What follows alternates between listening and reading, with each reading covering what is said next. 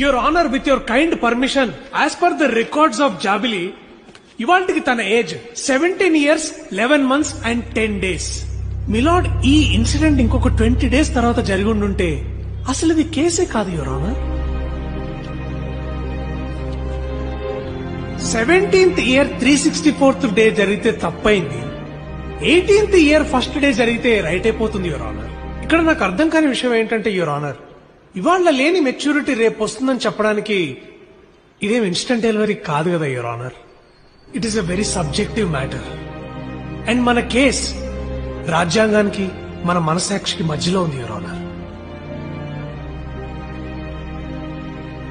మనందరికీ తెలుసు పాక్సో చట్టాన్ని ఇంత కఠినంగా ఎందుకు డిజైన్ చేశారు. ఎందుకంటే ఒక 6 ఏళ్ల పాపని 40 ఏళ్ల వ్యక్తి రేప్ చేస్తే అతన్ని కఠినంగా శిక్షించాలి కాబట్టి. కానీ మిలాడ్, అదే ఎనాలజీ ఒక 17 years అమ్మాయిని 19 years అబ్బాయి ప్రేమిస్తే కూడా అప్లై అవుతుంది అంటే we might have to rethink your honour.